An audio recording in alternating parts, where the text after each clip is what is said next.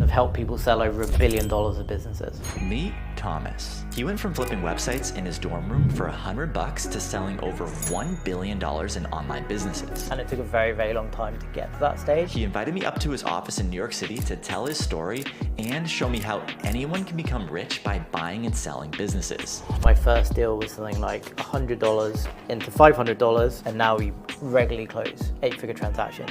You are not going to make your living long-term buying things for $100 and selling them for $200. You will do if you can apply that same skill to buy for $1 million and sell for $2 million. Because all you're really trying to do is learn the process. He shares a masterclass on how to flip businesses for profit, how to negotiate deals, and how you can buy your first business with $0. Welcome to Starter Story. All right, so let's go back to the early days. I know you got a big team now. You're in this big, fancy Manhattan high-rise, but how did you get into this industry? Yeah, so when I was at college, like many college kids, I was trying to find ways to make extra money. I discovered very early on the idea of buying and selling domain names. And this was back in 2008, 2009. Bought my first domain name, sold it for slightly more money. I had never really understood the idea of domains because I didn't really get how they had any value. So I then discovered you could buy established websites, which were businesses because they made money, and you could buy them and sell them for more. I think the first deal I ever did was I bought a website for $100, got that to making a little bit of money every month, and then I sold it at the end of the month for more than I paid. So I think my first deal was something like $100 into $500, and because I didn't have any money, that was on my credit card. So I was paying off my credit card by physically selling, and then moved up from there. So started with nothing, started out buying and selling myself. After I'd done that for a while, in 2010, when I technically founded FE International, I was graduating college. I didn't want to get a job. I wanted to turn it into a full-time business.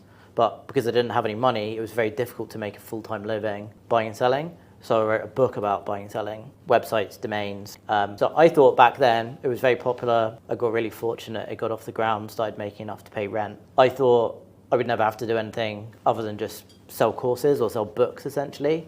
What ended up happening is people that would go through the course and they'd read the book and they'd say, Thomas, I've watched all the videos, read the book, listened to everything. I'm in the membership area. I have a business. Can you sell it for me? So I had no idea what M&A was either. And I thought, well, I can help you sell. I don't have to put up any money myself. It's a process I already understand, and I can get paid to do that. So that's how I accidentally stumbled into M&A. There was no M&A firms that did this. There were no business brokers. If you had a really big business, you couldn't call a big investment bank because they wouldn't return your phone call. So very much offered a service that no one else did, and really built it from there. Okay, so in college you were just flipping websites almost like for fun. Can you tell me a little bit more about that? Yeah, I think at the time, when you're at college, if you didn't have any money like I didn't, you had to make some money somehow. So the option was either go work at a bar, work at a restaurant, or find a way to make money myself. So after I did my first deal, and even though it was only a tiny amount of money, I figured it's something you can do basically any time of day,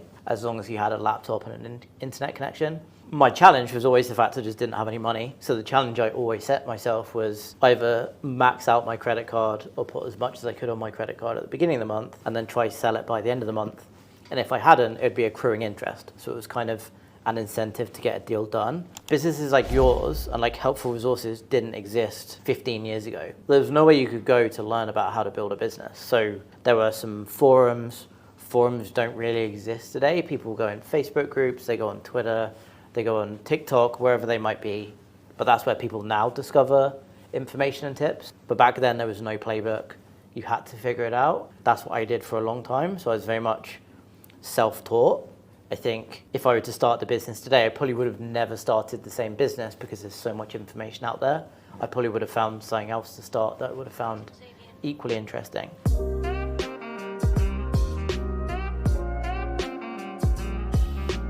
You finished up with college and you sold a course and you made $30,000 on that course. Then you took that money and reinvested and actually started the firm. How did that look at the time? I think one of the first things I learned very early on is I didn't know how to do everything. And as you grow in your business, you'll realize that becomes even more the case. And you get to the stage as you scale where you should just focus on the things you are best at. And if you're not the best at it, you should hire people to do that. Believe it or not, I was not in any way technical. So buying, selling websites, but I had no idea, and I still don't today, anything server related, anything technical I could make some basic edits myself, but that was really it. So the first thing I did was we opened a small office and we hired 2 people. They were helping on the technical side. I was essentially doing all the selling, and that was the very early days of the business. My current business partner, Ismail, joined. He'd worked at a big investment bank, came into what we were doing and applied everything he had learned doing multi-billion-dollar transactions to the biggest deal we'd done back then was $30,000, applying the same processes to that. So 2012 onwards, that was really how we got the business off the ground, because if it's always just you and you never hire any people, it's very difficult to scale. And I knew from the start I didn't want to be a freelancer, which is a perfectly good way to make a living if that's what you wanted to do. I wanted to build a business, and the only way you do that is by hiring people. When you look back at that time, what was your biggest learnings from that? I think firstly, once you have some scale, so you're making some money, you have to look at things very objectively, look at the data, and make a decision what is most profitable for you and your business. So Ismail came in, I remember we had this conversation very early on. He said, Thomas, you're working on 4 different parts of the business. This part makes all the money. These parts do not make so much, but you're spending 80% of your time on the things that don't make any money. So you could call it Pareto Principle. I was spending 20% of my time on the thing that made 80% of the money. So we said, and we decided, why continue doing the other things? Let's stop doing them and focus on the things that are working. But yeah, very early on we were data-driven, and it was really just what made us the most money. And ultimately we were trying to build a business. You don't have a business if you're not making money, so that's what we decided to do. For our audience who wants to maybe find the first business that they'll buy, what would be your advice on how to find good businesses for cheap? Yeah, so the first thing you need to do is figure out what you want to invest. There's no point looking for a business to acquire if you don't know how much money you have or what you're looking to achieve. So start with budget. Start by identifying a business model you're comfortable with. So maybe you want to buy a blog. Maybe it's a SaaS business. There's no right or wrong answer to what you want to buy. From there, once you've established what your budget is, then the best way to find potential deals is email people, reach out. The great thing about the internet today is relatively easy to find out where people are hanging out. So find them and reach out in a human way. You don't even in the first message have to tell them you want to buy their business. Maybe you just want to have a conversation. I would definitely avoid a generic message, because if you want to get hold of a busy founder like me, for example, if you reach out and say, hey Thomas, love what you're building, can we do a phone call? The answer is always going to be no. If you explain what you're doing, like, hey, I'm starting out, I'm looking to acquire a business, yours looks like a great fit, are you interested in a conversation? Then if it is a potential good fit and they're interested, they will reply to you. And from there, there's no tricks. You don't have to be technical about it, particularly if it's a small business. If you're buying something for $10,000, you don't need to hire a firm like us. You don't need professional advice. It's really that kind of human connection. A lot of it's gut feeling. I want to explore more about what makes a good business. You've looked at probably thousands or maybe tens of thousands of businesses. When you see a business and you're like, that's a great business, I want to buy this business, what does that look like to you? So generally, good businesses are evergreen, and by that means they're offering something that's forever going to be interesting. That doesn't mean the product you're selling or the software or the information you're giving away has to be relevant forever, but it does mean that the audience you're building and the customers you're building should be able to be interested in the niche or the industry you're building in forever. The second part of that is good businesses and great businesses have repeat and recurring customers. That doesn't necessarily mean you have to build a SaaS business where people pay you $100, $1,000 every month to access your product. But what it probably means, if you're selling a physical product or a digital product or whatever it might be, do you have people coming back? So that could be use a newsletter, that could be you email people on a consistent basis. So you have to have some repeat or recurring business. Doesn't necessarily mean you can't build a business without that, but it's much, much easier. If you have $100 to spend on marketing, it's always better to spend that $100 making more out of customers you already have, rather than trying to find new people and persuading them to spend money when they don't know who you are or what your business is. And then the third thing that makes a really good business is ultimately a business that's growing. Growing businesses have advantages for many different reasons, but particularly when it comes to M&A and selling your business, buyers are almost always willing to pay more for a company that's growing than a company that's not growing.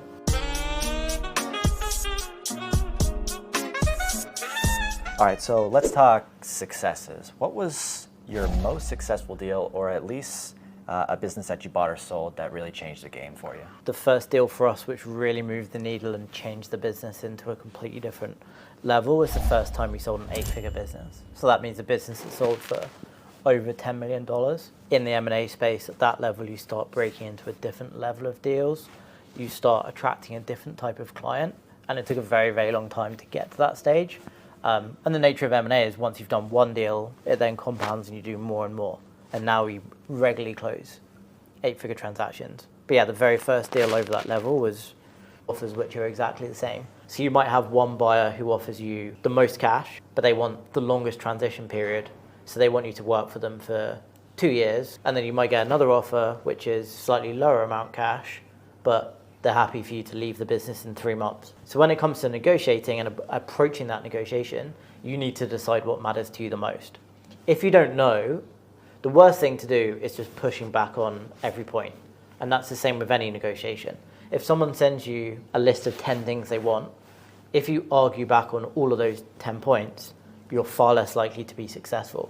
The best way to approach it with any negotiation, particularly when it comes to business, is to go through the list, decide what you care about, and decide where you want to pick battles, and realize that it's important you give the other side, buyer or seller, some wins. But I've always found the best way to approach it is decide what you want, decide what the most important things to negotiate on for you, and hopefully the best negotiations work where the things that mattered most to you as a buyer and most to me as a seller are different. So I push on what I care about, you push on what you care about, and we meet somewhere in the middle. That's the best way to approach negotiation.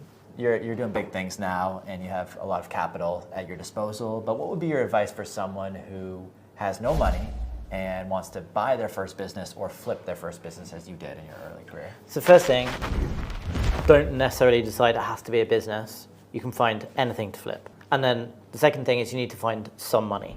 So I don't care where you find it, but you need at least something. So either go get a job for a few days and make some money, borrow some money, or do something to get you access to some capital. It's significantly easier to do deals if you have $100 versus $0, because very few people are willing to give you anything for $0, whereas $100 you have lots of different options you can buy. From there, the most important thing when you're starting out is like learning a process and learning how to make some money. There's lots of people that will tell you can do this, but it's unlikely. You don't need to turn $100 into $1 million.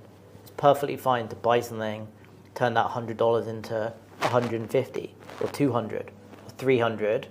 And you also early on, regardless of what you're buying and selling, you shouldn't worry about something that's necessarily going to make you a living or even worth your time by the hour, because all you're really trying to do is learn the process. You're learning how to sell, you're learning how to negotiate, you're building up subject matter expertise. You are not going to make your living long term buying things for $100 and selling them for $200, but you will do if you can apply that same skill to buy for $1 million and sell for $2 million, or $10 million and sell for $20 million. But you have to start somewhere. If you don't get any capital to do the first deal, it's going to be difficult. And if you don't learn the process, it's going to be difficult as well. So start small, appreciate the first couple of deals you're going to do. The goal is just to make a profit. It doesn't matter how much that profit is, some profit over time. If you ever want to work with investors, for example, investors are much more likely to work with people who can show a track record. Even if the track record is small, if you can show, hey, look how many times I've turned $10,000 into $20,000. I'm trying to build something bigger. Will you back me? If that's what you want to do, there'll be options for you. Yeah.